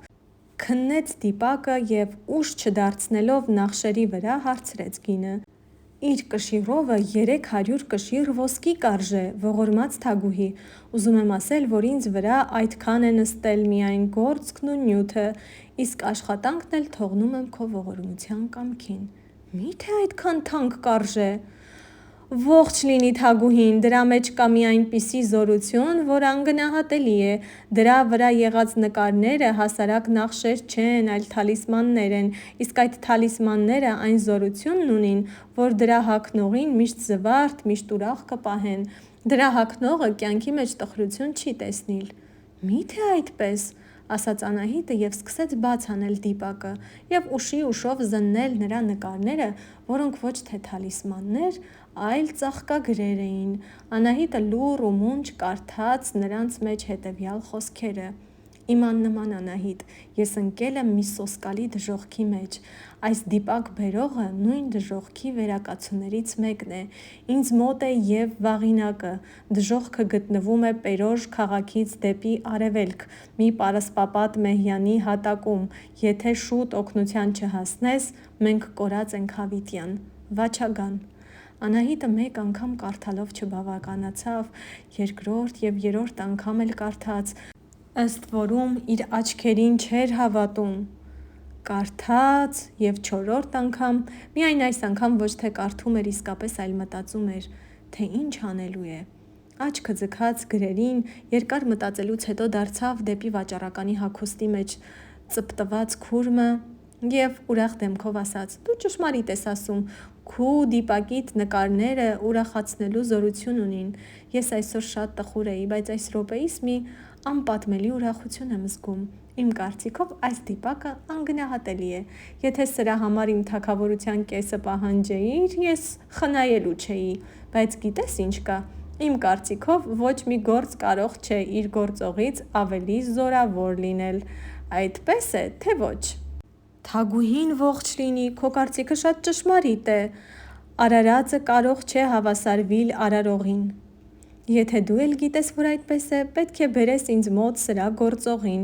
որ ես վարձատրեմ նրան նույնպես, ինչպես և քեզ: Դու էլ լսած կլինիս, որ ես արհեստին մեծ նշանակություն եմ տալիս և պատրաստ եմ ամեն մի լավ արհեստավորին նույնպես վարձատրել, ինչպես իմ ամեն մի քաջ զորականին: Ողորմած թագուհի, ես տեսած չեմ նրա գործողին և չեմ ճանաչում: Ես մի վաճառական մարդ եմ: Այս կտորը գնել եմ Հնդկաստանում մի հրեայից, իսկ հրեան գնել էր մի արաբից, արաբն էլ ով գիտե ումից կամ որ աշխարհից: Բայց դու կարծեմ ասացիր, թե գործն ու նյութը այսքան կարժե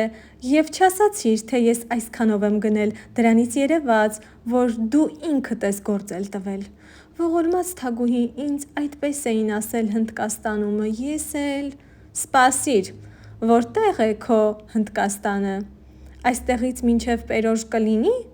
Ոչ, ողորմած թագուհի, Պերոժը մեր կշտին է, իսկ Հնդկաստանը 3-4 ամսվա ճանապարհ է: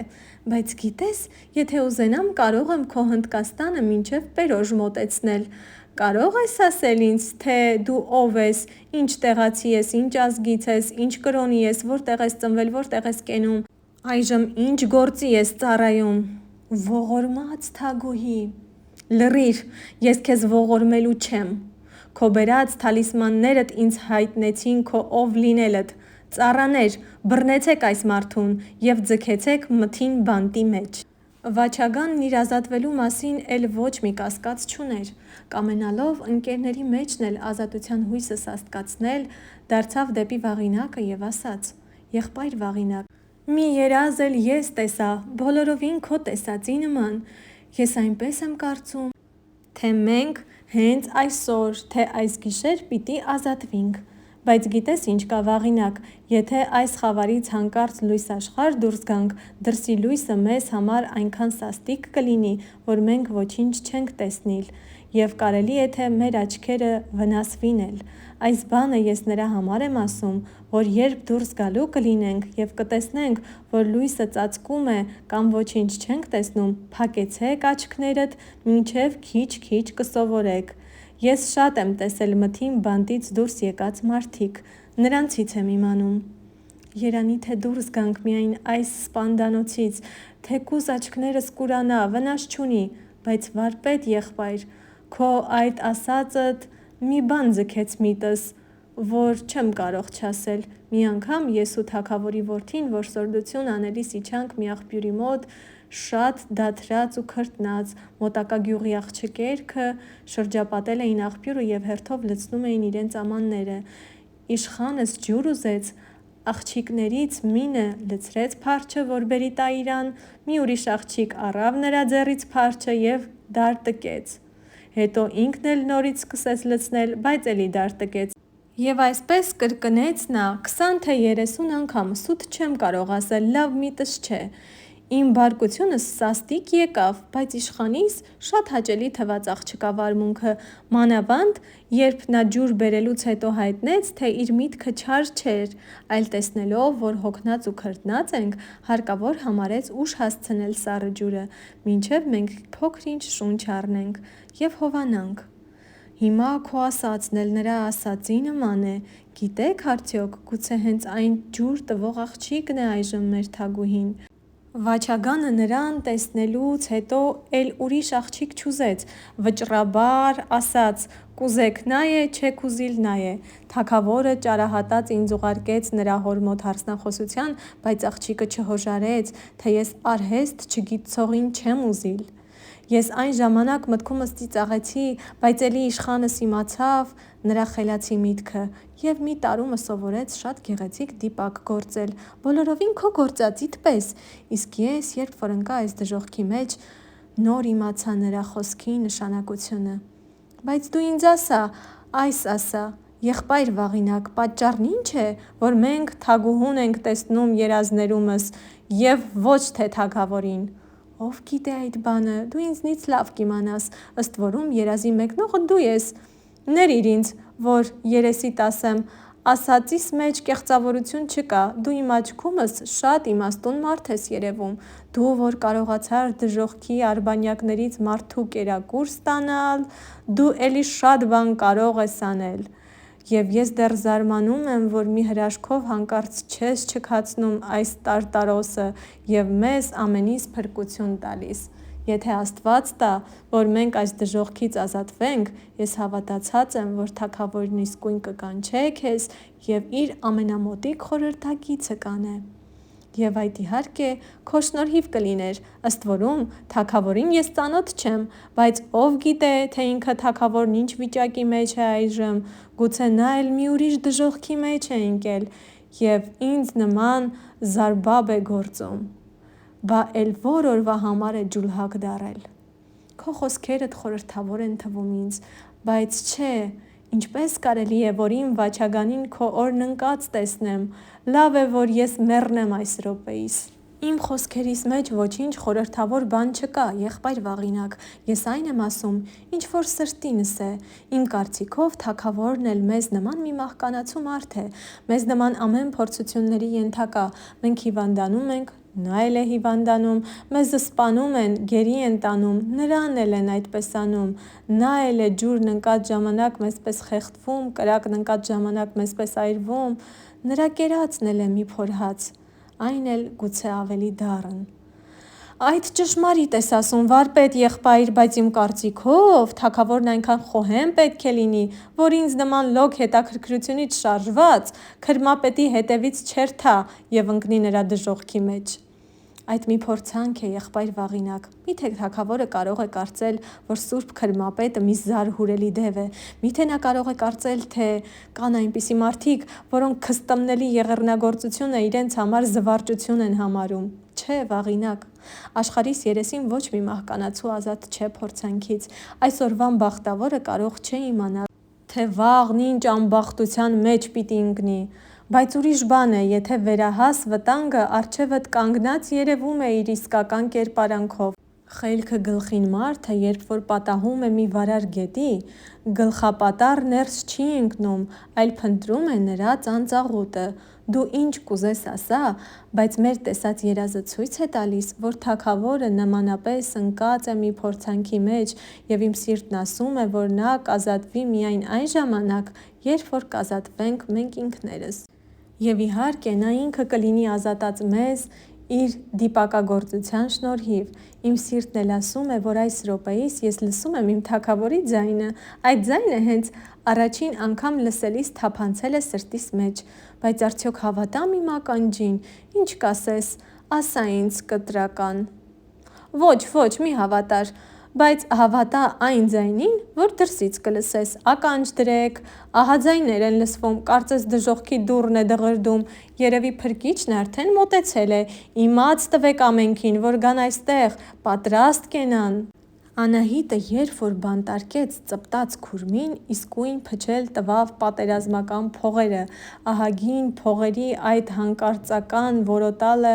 հայտնի նշան էր, որ մի մեծ վտանգ է պատահել աշխարհին: Մի ժամ չանցած բոլոր քաղաքացիք թափվեցին պալատի առջև և այդտեղ սկսեցին խռնիլ ու տատանիլ լճացած հեղեղի պես: Ոչ ոք չէր իմանում, թե ինչ է պատահել: Ամենքը շնչապատառ միմյանց էին հարցնում և ոչ մեկից մի որոշ պատասխան չէին ստանում: Հանկարծ պատշգամբի վրա երևաց Անահիտը: Ոտից մինչև գլուխ սպառազինված և դեպի ժողովուրդը դառնալով այսպես խոսեց: Ձեր թագավորի կյանքը վտանգի մեջ է: Այս րոպեիս իմացա, թե ինչ տեղ է ընկել: Նա գնացել էր իր երկրի մեջ պտտելու, որ ժողովրդի կարիքներն ու հոգսերն աչքովը տեսնի: Չար մարդկանց է հանդիպել և ընկել է մի տարտարոսի մեջ: Էլ ուրիշ բան չունիմ հայտնելու ձեզ առայժմ: Ժամանակ չպետք է կորցնել: Ով որ սիրում է իր թագավորին, ում համար թանկ է նրա կյանքը, շուտով ձիավորվի և գա իմ հետևից: Մենք պետք է կեսօր չեղած հասնենք Պերոշ քաղաքը: Ես արդեն պատրաստ եմ և ձեզ եմ սպասում: Դե՛հ, գնացեք և շուտով պատրաստվեցեք: Մի ակնթարթի մեջ ցրվեցավ ժողովուրդը, գոչելով կեցցե թագավորը, կեցցե թագուհին: Եվ մի ժամ չանցած արդեն ամենքը զինված պատրաստ էին: Քաջասիրտ օրիորդներն ու տիկիններն էլ երբ որ իմացան, թե թագուհին պիտի առաջնորդե զորքին, նմանապես զրահավորվեցին և ձիավորվելով շրջապատեցին թագուհուն: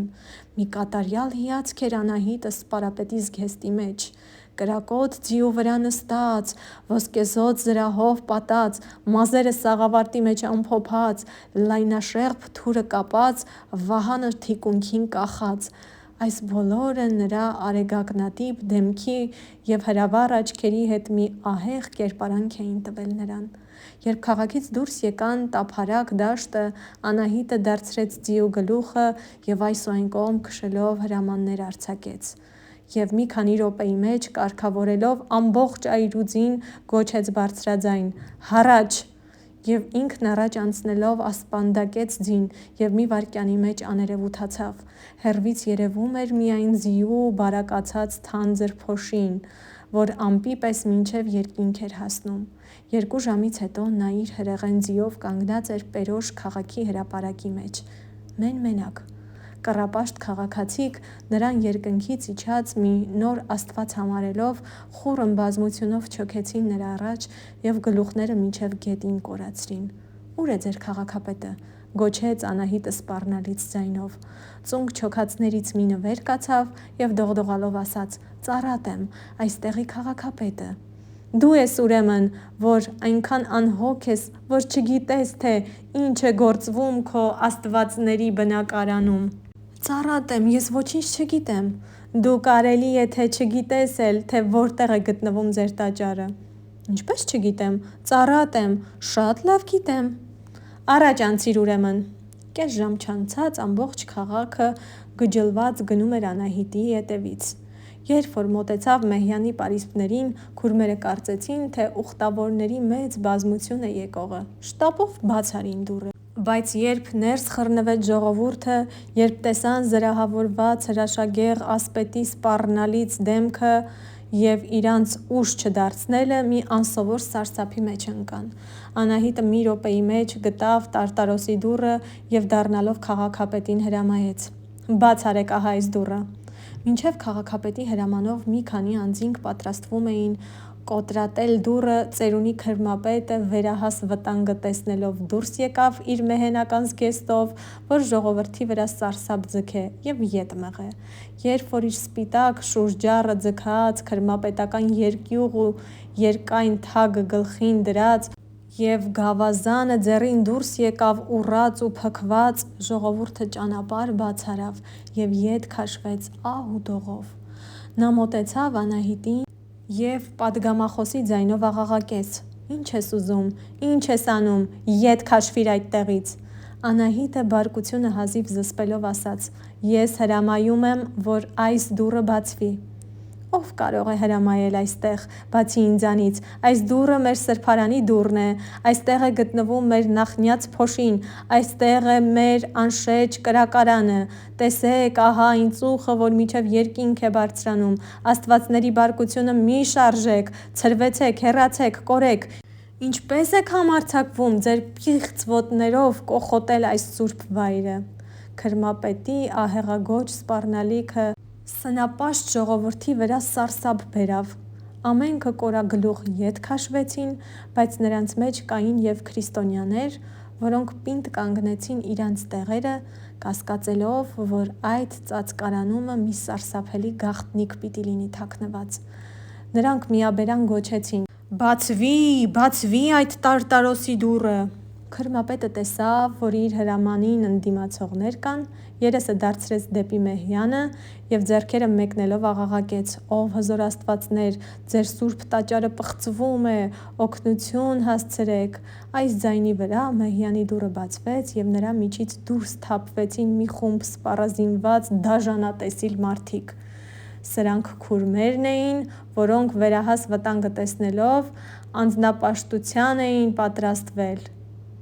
Քրմապետը հրամայեց նրանց, որ դուռը պահպանեն և ոչ ոքի թույլ չտան մոտենալ։ Անահիտի համբերությունը հատավ սաստիկ բարկությունիցը։ Դարձրեց ձիու գլուխը և ետ նայելով տեսավ, որ քաղաքի վրա ամպի պես փոշի է բարձրացած։ Իմացավ, որ զորքը մոտեցել է։ Այդ հանգամանքից ավելի ևս սրտապնդվելով, ուզեց ինքը մենակ վերջացնել ամեն բան և մի րոպե առաջ տեսնել իր վաչագանին։ Ձախ ձեռքն առավ վահանը և աջով սուրը հանելով դարձավ դեպի քուրմերը և գոչեց. «Վերջին անգամ եմ հրամայում ձեզ զինաթափ լինել և բանալ այդ դժոխքի դուռը»։ Քուրմերը պատրաստվեցին դիմադրելու։ Անահիտի իմաստուն ձին իմացավ տիրուհու մտադրությունը, մի թեթև ասպանդակի հարված ստանալուն պես կոխկրտեց քավթառ քրմապետին և հարձակվեց քուրմերի վրա։ Կայծակի արագությամբ երեքի գլուխը թռցրեց Անահիտը և իսկույն ետ մղեց ձին։ Քուրմերը նրան շրջապատեցին և վիրավորեցին ձին։ Անահիտը պաշտպանողական դիրք բռնեց, բայց ձին իր հարձակմունքը շարունակում էր։ Նա միանգամից թե առջևից և թե ետևից էր հարձակվում և հարվածներ էր, որ տալիս էր աքացիներով։ Քուրմերը կռվում էին ամենահուսահատ և կատաղի կերպով։ Անահիտի կյանքը անխուսափելի վտանգի մեջ էր։ Այդ որ նկատեցին քրիստոնյաները, քուրմերի քամակից հարձակվեցին։ Քուրմերը շփոթվեցին և երեսները դարձրին, որ պաշտպանվին։ Անահիտը օգուտ քաղելով այդ հանգամանքից, կրկին հարձակվեց և էլի մի քանի գլուխ թռցրեց և մի քանիսին ոտնատակ տվավ։ Կռապաշտները տեսան, որ քրիստոնյաներն օգնում են Անահիտին, կարծեցին, թե կռիվը կրոնական է, իսկույն անցան քուրմերի կողմը և սկսեցին քարե կարկուտ թափել քրիստոնյաների վրա։ Այդ միջոցին Անահիտի սաղավարտը վայր ընկավ մի քարի հարվածից և դիպավ նրա ծայրին։ Նրա խիտ և երկայն մազերը փռվեցին և ծածկեցին ամբողջ կազմվածքը ամեն կողմից, բացի հրացայտ աչքերից։ Նրա այդ տեսքը մի նոր սարսափ ձգեց ամբոխի վրա, որոնք իրենց քարե կարկուտը դադարեցրին իսկույն։ Այդ հանգամանքից էլ օգուտ քաղեց Անահիտը, մի անգամ էլ հարձակվեց քուրմերի վրա և մի քանիսին մահացու վերք տալով գետին գլորեց։ Հենց այդ ժամանակ վրա հասան զորքի առաջապահ նիզակավորները օրիորդների և տիկինների հետ և իրանց թագուհուն հուսահատ կռվի մեջ տեսնելով միաձայն աղաղակեցին և հարձակվեցին քուրմերի վրա։ Մի րոպե չանցած կենդանի մնացած քուրմերը փախան։ Ամբոխը ետ քաշվեց և բաց հրապարակի վրա մնաց Անահիտը՝ շրջապատված քաջասիրտ օրիորդներով ու տիկիններով։ Քրիստոնյաներից մինը բերավ նրա սաղավարտը, որ ազատել էր ամբոխի ձեռից։ Անահիտն իջավ ձիուցը ողջ-առողջ, կարգավորեց իր մազերը և սաղավարտը դրավ գլխին։ Հրաման արձակեց, որ եկող զորքը շրջապատե մեհյանը, որի մեջ պատսպարվել էին բոլոր քուրմերը, և ներսից դուռը փակել։ Հետո դառնալով դեպի ամբոխը ասաց. «Եկեք այստեղ, կարգով կանգնեցեք հանդարտ, որ տեսնեք ինչ կա ձեր սուրբ քրմապետի սրբարանումը», և հրամայեց դուռը կոտրտել։ Մի զարհուրելի տեսարան բացվեց ժողովրդի առջև։ Դժոխային որջից դուրս սողացին բազմաթիվ հոգիք, որոնք նոր գերեզմանից հանած դիակների էին նմանում։ Շատերը վերջին շնչումն էին և ոտքի վրա կանգնել չէին կարողանում։ Նրանց ուրախության լացն ու կոծը, ճիչն ու աղաղակը մարդու սիրտ էին կտրատում։ Ամենից հետո դուրս եկան Վաչագանն ու Վաղինակը՝ գլխները քաշ գցած։ Թագուհին ճանաչեց Վաչագանին և նշանացի արավ իր մարդկանցը,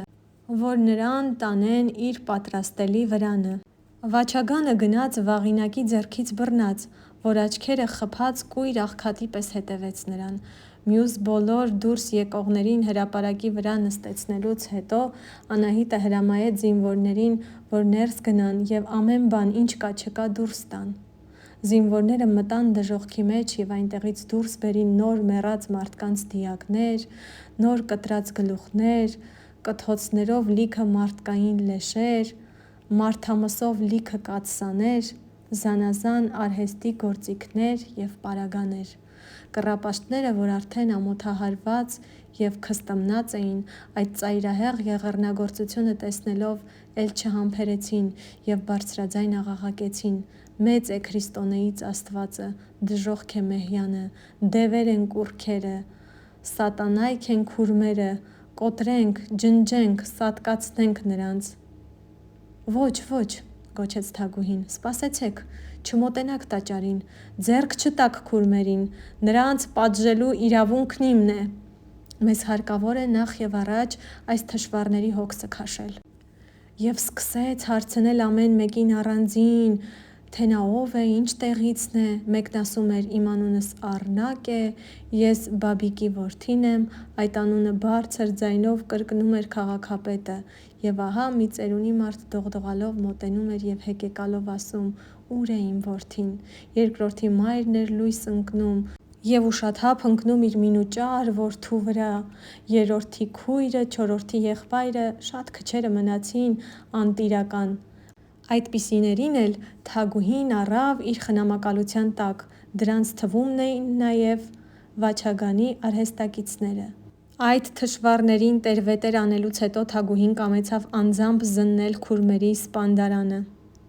Քաղաքապետի և մի խումբ զինվորների հետ ներս գնաց և նավթավառ լուցկիներով զննեց նրա ամեն մի քունջ ու պուճախը։ Որ կողմը նայում էր, մարդկային աճյունի հետքեր էին նշմարվում և անհամար ոսկորներ այս ու այն անկյունում թափված։ «Այս զարհուրելի տարտարոսը կարճ ժամանակում գլուխ բերված բան չէ», ասաց նա քաղաքապետին։ «Սրա վրա շատ տարի ու շատ մարդիկ պիտի լինին աշխատած, իսկ այս մարդիկը մի անգամ այստեղ ընկնելուց հետո էլ լույս աշխարհք չեն տեսել»։ Ողորմած Թագուհի, ես մեղավոր եմ, որ խիստ հսկողություն չեմ ունեցել, բայց մի այդպիսի բան իմանալու համար քո իմաստությունն ունենալու է։ Ամեն տարի միայն մեր քաղաքից, եթե քիչն ասեմ 100 մարդ է անհետացել, բայց ես միշտ կարծել եմ, թե լեռնցիք են գերի տարել։ Այդ գարշելի քուրմերին մենք ոչ միայն սուրբերի տեղ ենք ընդունել, այլև կարծել ենք, թե նրանք շատ ջրաջան և արհեստասեր մարդիկ են։ Իրանց ձեռքի աշխատանքներով են ապրում և ոչ ժողովրդի հաշվով ու արյունով։ Ով կկարծեր, թե թանկագին հյուսվածքներն ու գործվածքները, որ դրանք ամենայն օր բերում էին շուկա վաճառելու, իրանց ձեռքի գործը չի եղել։ Ով կկարծեր, որ մեր պաշտած քրմապետը մի կերպարանափոխված դև է եղել և անմեղ մարդկանց արյան ծառավի։ Վերջապես դուրս եկան այնտեղից և գնացին դեպի տաճարը։ Բախեցին տաճարի դուռը, որ քուրմերը բաց անեն և անձնատուր լինեն, բայց ներսից ձայն հանող չեղավ։ Դուռը կոտրտեցին զինվորները և ներս գնացին, բայց ներսը մարդ չգտան։ Վերև նայեցին, և մի նոր տեսարան բացվեց նրանց առջև. բոլոր քուրմերը և քրմապետը կախվել էին առաստաղից և դեռ ճոճվում էին իրանց պաշտած հնդկացի կուռքերի դիմաց։ Երբ որ այդ մասին հայտնեցին Թագուհուն, նա ասաց. «Այդ մահը շատ թեթև է դրանց համար, բայց վնաս չունի, թողեք այդպես մնան, միայն թույլ տվեք ժողովրդին, որ ներս գնան և երկրպագություն տան իրանց սուրբերին»։ Դրսումը ամբոխված և գրգռված մարդիկը հեղեղի պես ներս թափվեցին կատաղի և հարձակվեցին կուռքերի վրա և ջարդփշուր արին իրանց երեկվան պաշտած աստվածներին։ Ինչ հեշտ են ջարդվում այս գարշելիները, մինչդեռ մենք կարծում էինք, թե անհպելի և անմատչելի են, ասում էին շատերը։ Դուրս տվին բոլոր անոթներն ու սպասները, քարուքան դարին խորաններն ու ծածկարանները, անթիվ ոսկի և արծաթ գտան, բայց առանց մի բան հափշտակելու և գողանալու ամեն ինչ տարան, թափեցին հրապարակի մեջ Թագուհու առջև, իսկ Թագուհին կարգադրեց, որ քուրմերի բոլոր այդ ունեցած-չունեցածը բաժանվին դժոխքից ազատվածներին։ Երբ որ մեհյանի մեջ էլ ոչինչ չմնաց, ամեն ինչ տակն ու վրա արին, իրանց արդար զայրույթի վերջին մրուրը թափեցին խեղդամահ եղած քուրմերի գլխին, ցած բերին դժոխքի արբանյակներին և ամենքին կտոր-կտոր անելով դուրս նետեցին պարսպից, որ գազաններին լափ դառնան։ Մնացած անելիքը Թագուհին հանձնեց իր հարյուրապետներից մեկին, իսկ ինքը գնաց իր վրանը, ուր նրան անհամբեր սպասում էր Վաչագանը։ Երկու սիրելիները նստեցին իրար կողքի և միմյանց նայելուց չէին կշտանում։ Վաղինակը մոտեցավ Թագուհուն, համբուրեց նրա ձեռքը և մյուս կողքին նստելով սկսեց հեկեկալ մորը տեսած երեխայի պես. «Դու ոչ թե այսօր ես փրկել մեզ, իմ աննման Թագուհի, այլ շատ օրեր սրանից առաջ, երբ ես քեզ տեսա երազումս, հենց այդ զգեստիդ մեջ»։ «Դու սխալվում ես, Վաղինակ», ասաց Վաչագանը, «Թագուհին այն ժամանակը փրկեց մեզ, երբ որ քեզ ասաց. «Ձեր թագավորի որդին արհեստ գիտե՞, միտդ է, որ դու միշտ մի կուշտ ծիծաղել էիր»։ Այո, ճշմարիտ է, ինչ ասեմ։ Եվ ես, որ այն ժամանակը շատ անհավատ էի, միայն հիմա եմ սկսել հին լսածներիս հավատալ։ Մեսրոպ վարդապետը, որ մեզ քարոզում էր, թե եթե Քրիստոս դժոխք չիջներ, դժոխքը չէր կործանվիլ, ես նրա այդ ասածի վրա էլ էի ծիծաղում, բայց հիմա իմ թագավորն անձամբ ցույց տվավ, որ Մեսրոպը ճշմարիտ էր ասում։ «Հանգստացիր, Վաղինակ, այդ մասին մենք հետո շատ կխոսենք», ասաց Թագուհին, նոր արդեն զգալով, որ ինքն էլ է սաստիկ հոգնած։ «Ես ինչպես տեսնում եմ, քեզ նմանապես հարկավոր է հանգստանալ», ասաց Վաչագանը Թագուհուն։ «Դու հիմա հանգստացիր, մնացածը ես ինքս կհոգամ»։ Թագուհին քաշվեց վրանի մյուս բաժինը, ուր նրա համար փափուկ փռվածք էին արել օրիորդներն ու տիկինները։ Այդտեղ նա հանեց իր զենքերն ու զրահը և ուղարկեց Վաչագանին, իսկ ինքը փռվածքի վրա թիկն տալով ուզեց իբր հանգստանալ, բայց նրա երևակայությունն այնպես գրգռված էր, նրա սիրտը այնպես վրդովված, որ հանգստանալ չէր կարողանում։ Մեկ ուզում էր լիասիրտ ուրախանալ իր սիրելու ազատությունովը, բայց մեկ էլ թվում էր նրան, թե դեռ շրջապատված է կատաղի քուրմերով և ինքը մերթ հարձակողական և մերթ պաշտպանողական դիրք է բռնում։ Մերթ ուզում էր իր արդար վրեժը հագեցած համարել, հիշելով, թե ինչպես էին թավալգլոր լինում դաժան քուրմերի գլուխները, բայց հանկարծ նրա առջև պատկերանում էին մարդամսով լիքը կաթսաները և նոր արդեն սկսում էր ամբողջ մարմնով զինահարվել ու սարսռիլ, զարզանդիլ։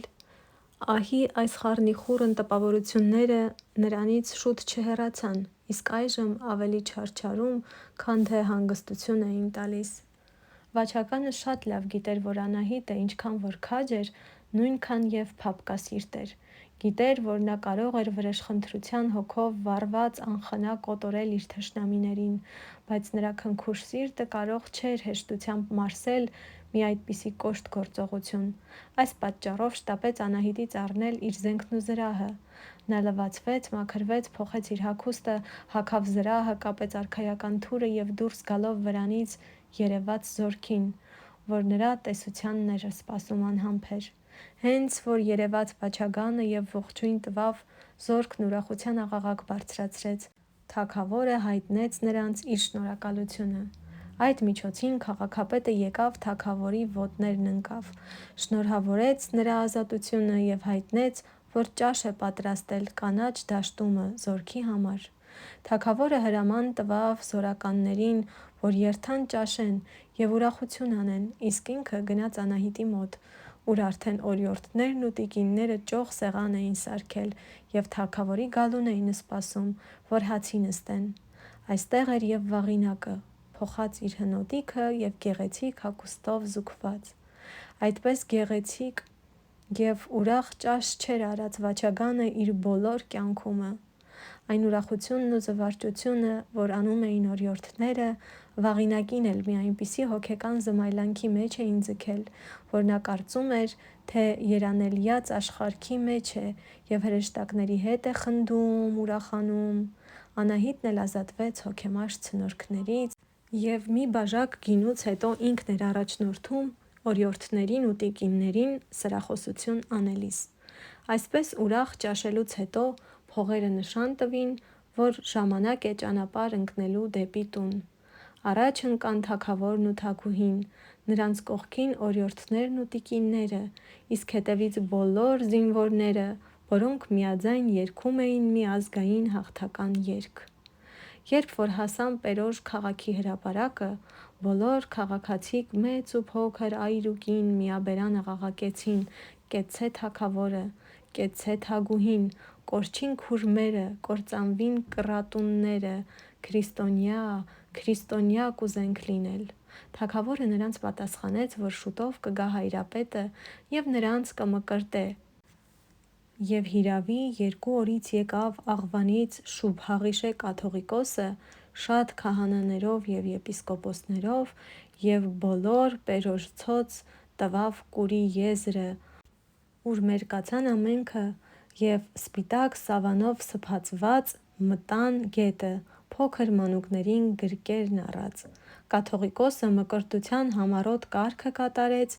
և ամենքին հրամայեց 3 անգամ ընկղմվել ջրումը և դուրս գալ։ Այսպես լուսավորվեցին պերոշցիք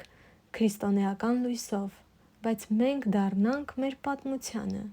Երբ թագավորն ու Վաղինակը ողջ-առողջ տուն հասան, նրանց դիմավորեց զանգին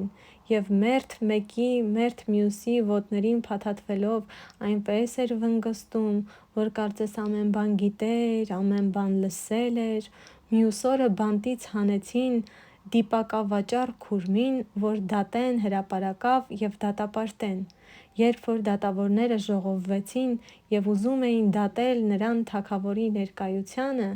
Վաղինակը մոտեցավ և խնդրեց թագավորին, որ այդ դաժան ծերի կյանքն ու մահը իրան հանձնե։ «Դու ինչպե՞ս ես ուզում պատժել սրան», հարցրեց թագավորը։ «Այդ մասին ես ու զանգին կմտածենք», պատասխանեց Վաղինակը։ «Դրա մահվան կերպովը միայն կարող եմ թեթևացնել հիշողությանս մեջ իմ կրած կսկիծը։ Այն գարշելիները հեշտ պրծան, նրանց բախտին չպիտի արժանացնեմ սրան»։ Բայց վաղինակ, դու մոռանում ես, որ Քրիստոնեին անվայել է վրեժխնդրությունը, ինչպես տեսնում եմ, դու սրան տանջել ես ուզում։ Ոչ, ես ուզում եմ միայն, որ դրա սև հոգին զանգուն հանձնեմ և թողնեմ նրա կամքին, որ ինչպես ուզենա, այնպես հանե։ Տար, շանսատակ արա սրան, ասացին միաբերան դատավորները։ Թագավորն էլ չուզեց Վաղինակի խնդիրը մերժել։ Վաղինակը քուրմի ձեռքերը կապրտած տարավ մի ձորի մեջ և այնտեղ բաց թողնելով ասաց զանգուն. «Զանգի, տես սա է այն մարդը, որ ինձ քանի տարի տանջել է սոսկալի տանջանքով։ Ինձ այնպես բան է ուտեցրել, որ դու չես տեսել քո օրումը։ Զանգի, տանջիր այս մարդուն, որ մի քիչ սիրտս հովանա։ Դե, գազան է սա, բռնիր, կծիր, պինդ։ Զանգին մի ոստյունով հարձակվեց քուրմի վրա և մի ակնթարթի մեջ բուկը հախռելով խեղդեց և մռմռալով ետ քաշվեց իսկույն։ Ախ, Զանգի, այդ ինչ հեշտ պրծացրիր դու այդ անիրավին, մի՞թե ես քեզ այդպես ասացի։ Այդպես հո ոչ մի բարեգութ դահիճ չէր անիլ, ինչպես որ դու արիր։ Վաղինակը շատ զղջաց, որ զանգուն դահճի պաշտոն տվավ և թագավորին գանգատվեց, բայց թագավորը շատ ուրախացավ, որ Զանգին այնքան բարի է եղել։ Վաչագան թագավորի այս արկածքի լուրը տարածվեց բոլոր քաղաքներում և գյուղերում, այդ մասին խոսում էին մինչև օտար երկրներում էլ և ամենայն տեղ Անահիտի և Վաչագանի գովասանքն էին անում։ Ազգային երգիչները գյուղեգյուղ և քաղաքեքաղաք պտտելով այդ անցքի պատմությունն էին անում երգերով։ Ափսոս, որ այդ երգերը մեզ չեն հասել, բայց ինչ որ արել են Վաչագանն ու Անահիտը իրանց աշխարհի համար, այդ բանը հեքիաթի ձևով պատմում են մինչև այսօր էլ։ Այդ հեքիաթի գլխավոր միտքն այն է, որ թագավորի կյանքը արհեստն է փրկել։ Այս լավ միտք է, և ինչ ժողովրդի մեջ որ գտնվում է մի այսպիսի սրբացած ավանդություն, դա ցույց է տալիս, թե ուրեմն այն ժողովուրդը մեծ նշանակություն է տալիս արհեստներին, աշխատասիրությանը, որից գլխավորապես կախված է ժողովրդի բախտավորությունը։ Այդ բախտավորությունը ևս առավել ապահովանում է, երբ որ երկրի թագավորն ինքն անձամբ օրինակ է տալիս ժողովրդին և հովանավոր ու պաշտպան է դառնում արհեստին։ Եվ ճշմարիտ, մեր պապերը, որ շատ աշխատասեր և արհեստասեր էին, այդ անցքից հետո ևս առավել ուշադրություն դարձրին արհեստների վրա։ Ամբողջ աշխարհում էլ ոչ մի հոգի չէր գտնվում, որ մի որևիցե արհեստ չիմանար, և շատ արհեստներ մեր աշխարհում մինչև վերին կատարելագործության հասան։ Աղջիկերքը սովորում էին առհասարակ գործվածքներ անել, բրդից գործում էին զանազան գորգեր և շալեր, բամբակից կտավեղեն, մետաքսից նուրբ կերպասներ։ Կար, ձև, հյուսվածք ամենը գիտեին։ Ամեն երկրագործ ինքն էր շինում իր բոլոր գործիքները, իր գութանն ու սայլը, իր զենքն ու զրահը, իր պղնձեղենն ու կավեղեն ամանները, իր տունն ու կահ-կարասիքը, ամառը երկիրն էր գործում, ձմեռն իր արհեստը բանեցնում։ Եվ աշխատում էին ոչ թե ջոկ, այլ խմբովին, միասին։ Տեսնելու բան էր, թե ինչպես գյուղի բոլոր առույգ երիտասարդները ահագին կռանները ձեռներին զարկ-զարկի ետևից կարկուտի պես թափվում էին մի կտոր երկաթի վրա, որից ուզում էին մի խոբ շինել կամ կացին, կամ թուր և այլն։ Այսպես միասին էին հերկում իրանց դաշտերը և միասին հնձում արտերը։ Հոգևորականությունն այն ժամանակ մի ձրիակեր դասակարգ չէր։ Բոլոր վանքերը մի գործարան էին, ուր պատրաստում էին ազնիվ մագաղաթ, գրում էին, կազմում էին և սրանից բացի իրենց բոլոր հագուստներն ու կարասիքը իրանց ձեռքովն էին պատրաստում։ Նրանք ասում էին՝ ուսումն ու արհեստը պետք է այնպես հյուսված լինին միասին, ինչպես Վաչագան թագավորի դիպակը իր խորհրդավոր թալիսմաններով։ Կարող եք ուրեմն երևակայել, թե ինչ կլիներ մի ժողովուրդ այնպիսի հոգևորականների օրով, մանավանդ այնպիսի մի թագավորի, ինչպիսին Վաչագանն էր, որ ժողովրդի զավակն էր, նրա հայրն ու եղբայրը։ Ինչ կլիներ Անահիտի պես մի թագուհու օրով, որ երկրի համար դառավ հարազատ ու սնուցիչ մայր, և ահա ինչ էր ասում ժողովուրդը Անահիտի մասին. «Նա մեր գետերը ծածկեց լաստերով ու կամուրջներով, մեր ծովերն ու լճերը նավերով ու նավակներով: Նա մեր դաշտերը ողողեց ջրանցքներով ու առուներով, մեր քաղաքներն ու գյուղերը սառն աղբյուրներով: Նա մեր սայլերին հարթ ճանապարհներ տվավ, մեր գութաններին ընդարձակ երկիր: Նա կործանեց դժոխքը և մեր աշխարհը շինեց մի էդեմական դրախտ: Կեցցե Անահիտը, կեցցե Հավիտյան»: Ահա և այս գեղեցիկ ստեղծագործությունն ավարտվեց: Եթե հավանեցիք տեսանյութը, բաժանորդագրվեք իմ ալիքին նոր տեսանյութեր գտնելու համար: